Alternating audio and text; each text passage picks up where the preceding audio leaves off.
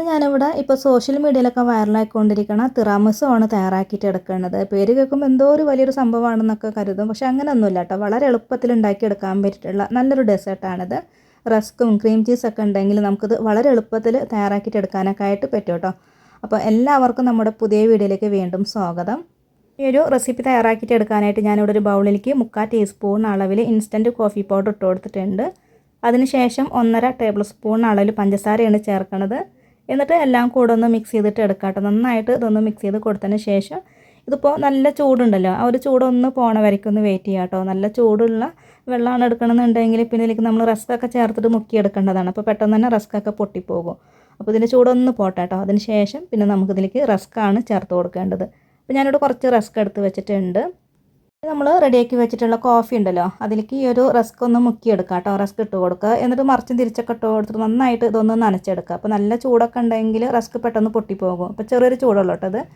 എന്നിട്ട് റസ്ക് ഇതുപോലെ മുക്കിയെടുത്തതിന് ശേഷം നമ്മൾ ഏത് പാത്രത്തിലാണോ ഈ ഒരു ഡെസേർട്ട് സെറ്റ് ചെയ്യാനായിട്ട് പോകുന്നത് അതിലേക്ക് ഇതൊന്ന് അടക്കി വെച്ച് കൊടുക്കുക കേട്ടോ. ഇതുപോലെ ഒന്ന് വെച്ച് കൊടുക്കുക. അപ്പോൾ ഇനി ബാക്കിയുള്ള റസ്ക്കും ഇതേപോലെ തന്നെ ചെയ്യണം കേട്ടോ. അപ്പോൾ ഫസ്റ്റത്തെ ലെയർ റെഡിയാക്കി എടുത്തതിന് ശേഷം പിന്നെ നമുക്കിത് ഫ്രിഡ്ജിൽ വെച്ചിട്ടൊന്ന് സെറ്റ് ചെയ്തിട്ട് എടുക്കണം കേട്ടോ. ഒരു 10 മിനിറ്റോളം ഫ്രിഡ്ജിൽ വെച്ചിട്ട് എടുക്കണം. എന്നാലാണ് കേട്ടോ അതിൻ്റെ അടിയിലത്തെ ലെയർ നന്നായിട്ട് തന്നെ സെറ്റായിട്ട് കിട്ടുള്ളൂ. അപ്പോൾ ഇതൊന്ന് ഫ്രിഡ്ജിൽ വെച്ചിട്ട് എടുക്കുന്നുണ്ട്.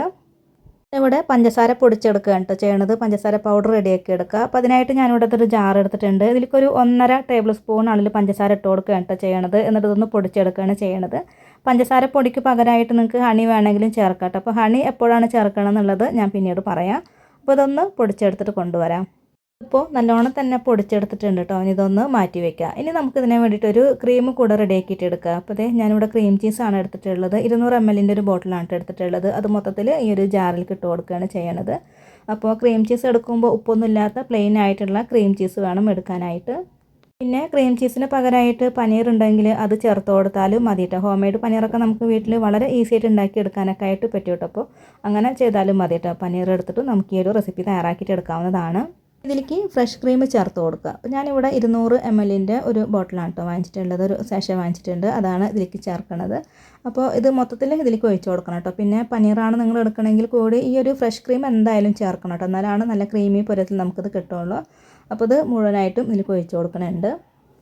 ഈ നല്ലൊരു ഫ്ലേവറിന് വേണ്ടിയിട്ട് ഞാനിതിലേക്ക് പൈനാപ്പിൾ എസൻസ് ആണ് കേട്ടോ ചേർക്കുന്നത്. ഒരു 2-3 തുള്ളി ഇതിലേക്ക് ഇറ്റിച്ച് കൊടുക്കുക. അപ്പോൾ ഈ ഒരു പൈനാപ്പിൾ എസൻസ് തന്നെ വേണമെന്നില്ല കേട്ടോ. വാനില എസൻസ് ഉണ്ടെങ്കിൽ അത് ചേർത്ത് കൊടുത്താലും മതി. ഏതെങ്കിലും ഒരു എസൻസ് നല്ലൊരു ഫ്ലേവറിന് വേണ്ടിയിട്ടാണ് കേട്ടോ അത് ചേർക്കണത്. ഇതിലേക്ക് നമ്മൾ നേരത്തെ പൊടിച്ചെടുത്തിട്ടുണ്ടായിരുന്ന പഞ്ചസാര പൊടി ഉണ്ടല്ലോ, അത് ചേർത്ത് കൊടുക്കുക കേട്ടോ. പിന്നെ ഞാൻ നേരത്തെ പറഞ്ഞില്ലേ പഞ്ചസാര പൊടിക്ക് പകരമായിട്ട് ഹണി ചേർക്കാമെന്ന്. അപ്പോൾ നിങ്ങൾ ഹണിയാണ് ചേർക്കണമെന്നുണ്ടെങ്കിൽ നിങ്ങൾക്ക് ഇത് എത്രത്തോളം മധുരത്തിലാണ് വേണ്ടത് അതിനനുസരിച്ചിട്ടുള്ള ഹണി ഈ ഒരു സമയത്ത് ഇതിലേക്ക് ചേർത്ത് കൊടുക്കാവുന്നതാണ്.